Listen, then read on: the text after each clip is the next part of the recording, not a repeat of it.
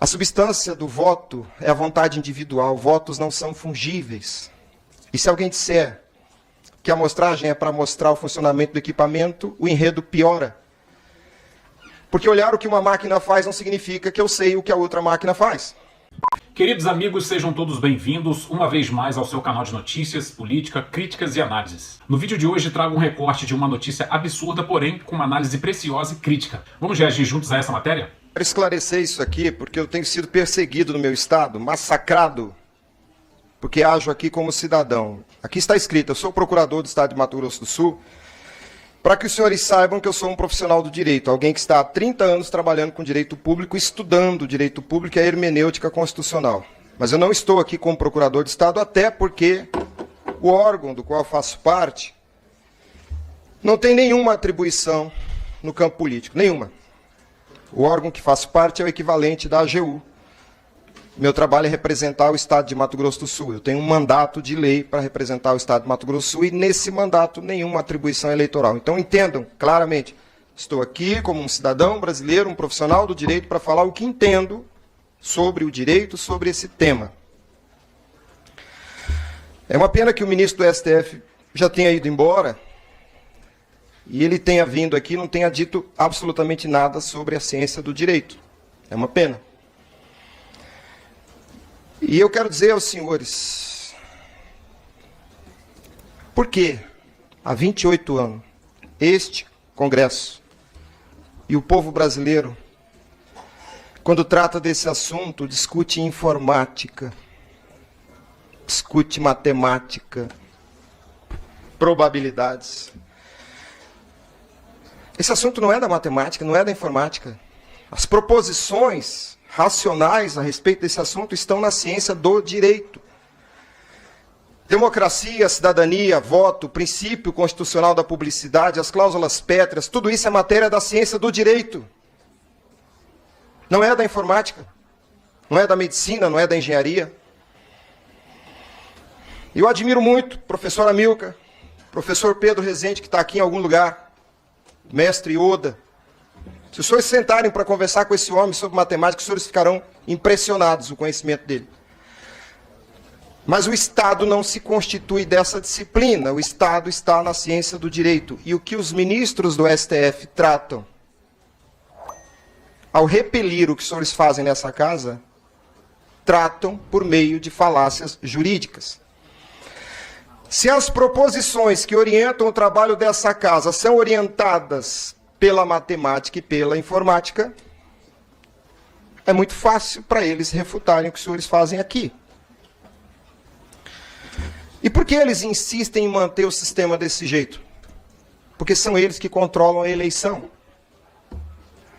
A eleição é um processo, o sufrágio é um processo. O ministro acabou de falar aqui e deu a entender a velha falácia de que sufrágio e voto são a mesma coisa. Pelo amor de Deus, sufrágio é algo totalmente diferente de voto. Sufrágio não é voto. Sufrágio não é direito ao voto. Sufrágio é um processo. Busquem a origem, o étimo dessa palavra e vocês entenderão. Voto é compromisso. Sufrágio é uma expressão metafórica que remete a uma decisão tomada debaixo da autoridade do fragor. A raiz dessa palavra é frangere. Colisão de partes. E que partes? Os votos. Saiam dessa prisão, essa falácia do espantalho. Tudo que vejo aqui nos corredores, nos projetos, sempre é informática, informática. E a maioria não conhece nem mesmo a informática. A guerra é cultural, principalmente semântica. Quando eu digo que são os ministros do STF que decidem a eleição, e eu enfatizo isso, é porque são eles que apuram a vontade majoritária, e o resultado da eleição é a vontade majoritária. Se fazem pelo bem ou pelo mal, não posso provar. Raul Seixas disse uma vez, se o mel é doce, eu não posso afirmar, mas que parece doce eu tenho certeza. Por que eu digo que eles decidem a eleição? Porque só eles, e absolutamente só eles, sabem como se procede a apuração da vontade majoritária. E o elegere, a escolha, é a vontade majoritária que decide. Não é por acaso que está além disso, importa quem conta o voto. O sufrágio não acaba quando você deposita sua vontade no sistema. O sufrágio é o fragor das vontades individuais. O voto é a vontade individual. Mas quem tem o absoluto controle sobre o sistema recusa qualquer interferência. Por quê? Porque essa Constituição, mal escrita em 88, deu à Corte Constitucional o poder de ser o agente do serviço eleitoral. Então nós temos juízes constitucionais que são também os prestadores do serviço eleitoral. E eles não querem perder o poder de controlar o destino de um país continental com 200 milhões de habitantes. E voltando à semântica, o que é auditoria? Essa palavra vem de audire, ouvir. O auditor ouve. E ouve quem? Ele não ouve a si mesmo. Ele ouve outro. É absolutamente irracional que há 28 anos nós, povo brasileiro, estejamos assistindo um teatro ridículo, onde alguém ouve a si mesmo. Não há absolutamente nenhuma auditoria no serviço eleitoral, porque é o próprio agente do serviço eleitoral que fiscaliza a sua própria conduta. Isso não é auditoria, isso não é audire. Entenda o absurdo de se esperar que alguém fiscalizando a própria conduta esteja fazendo algo que possa pôr em risco a sua própria conduta. Aqui nos corredores há um folclore sobre a amostragem. A amostragem é uma forma de auditoria. Quando se faz auditoria, se examina a conduta de um ser humano. Quando um fiscal de renda olha os registros fiscais de um empresário, ele não está fiscalizando o livro, ele está fiscalizando a conduta do sujeito passivo da relação tributária.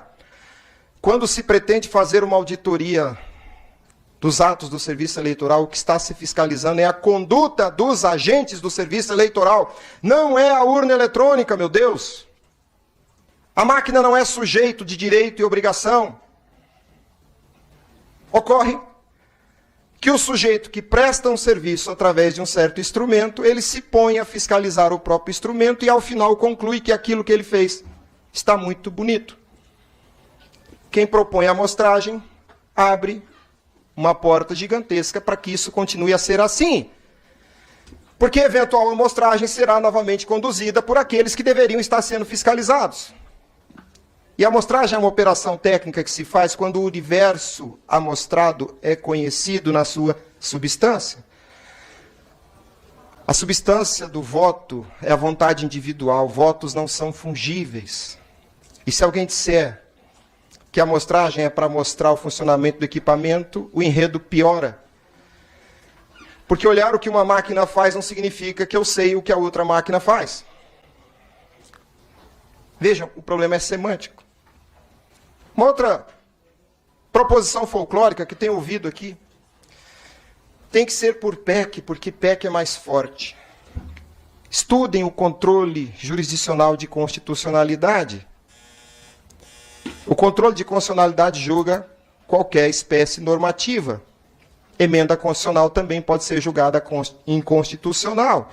O que os senhores têm que fazer é definir conceitos, porque o juiz militante atua no vazio conceitual. E se os senhores não sabem os conceitos, o problema não será resolvido.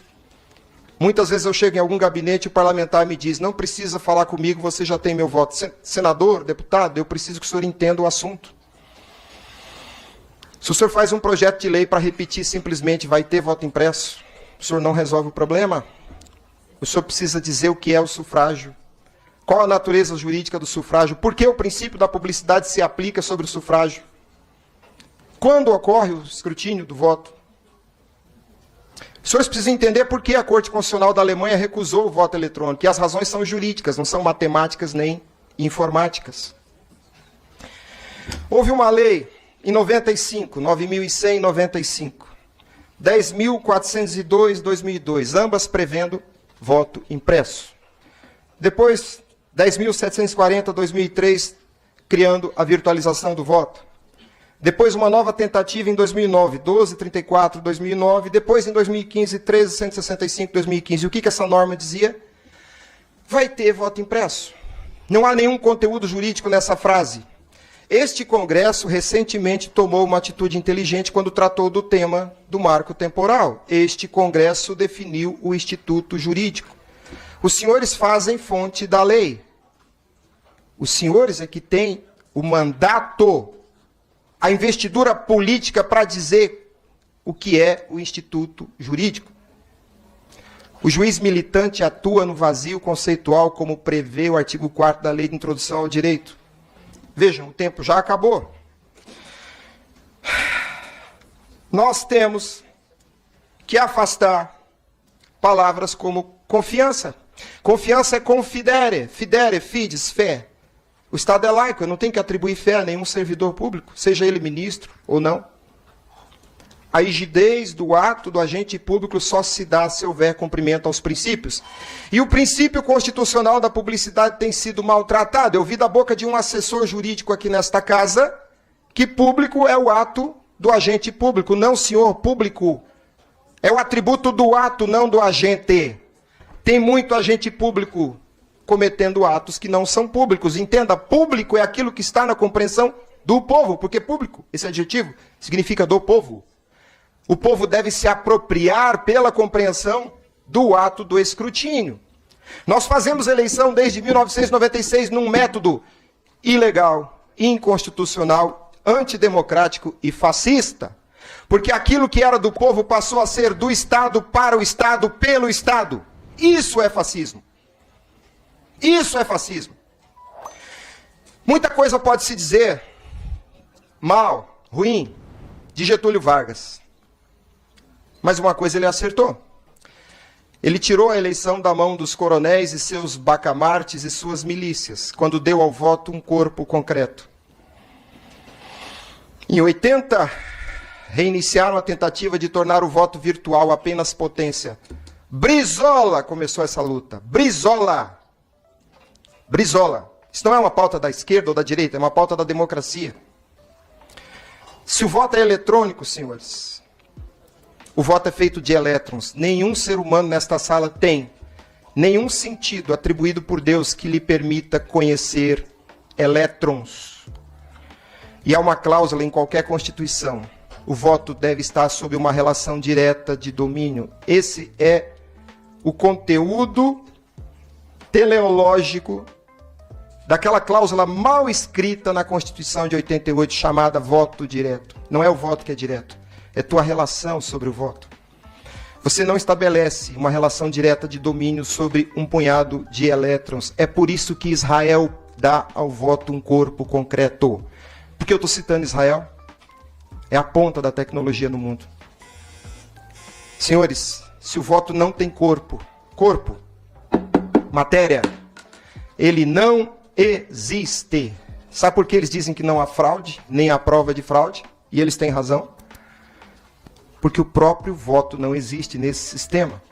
Não dá para falar isso aqui em 10 minutos. Isso aqui é uma aula de 5 horas sobre semiótica, semântica, etimologia, hermenêutica constitucional.